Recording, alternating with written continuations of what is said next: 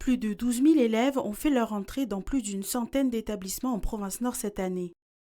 Au sein de l'hémicycle, ce sont tous les acteurs et partenaires du monde éducatif qui se sont rassemblés ce matin.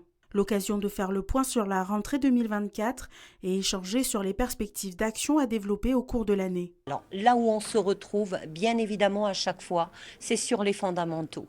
Voilà, donc toute institution confondue, le lire, l'écrire, le parler et le compter, ça reste des sujets sur lesquels il faut qu'on continue de se mobiliser tous ensemble.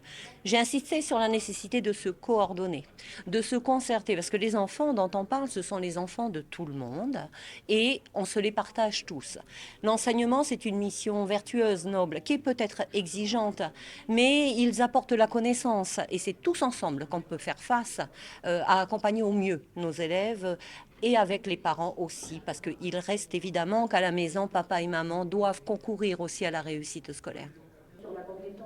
Si toutes les parties prenantes s'accordent sur la maîtrise des fondamentaux, plusieurs axes de réflexion et d'action concrètes ont d'ores et déjà été pensés par les services de la direction de l'enseignement, de la formation et de l'insertion des jeunes en province nord. Cela passe notamment par un accompagnement individuel des élèves avec un besoin éducatif particulier. Alors concrètement, dans les établissements, si l'on prend par exemple les internats, nous accueillons dans les internats des élèves à besoins éducatifs particuliers également, qui viendraient des classes de SECPA ou des classes d'ALEP, comme ici nous en avons par exemple sur Koumak. C'est un suivi très individualisé, c'est au cas par cas. En fait, on a les enseignants spécialisés qui sont là, qui ont été formés dans les écoles. On a un dispositif, les membres du DZ.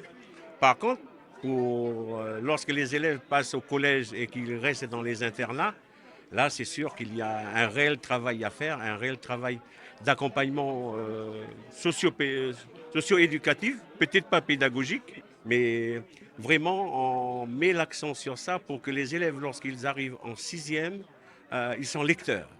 Voilà. D'autres perspectives d'action seront mises en place au cours de cette année concernant la santé scolaire, le climat scolaire ou encore la valorisation du métier d'enseignant.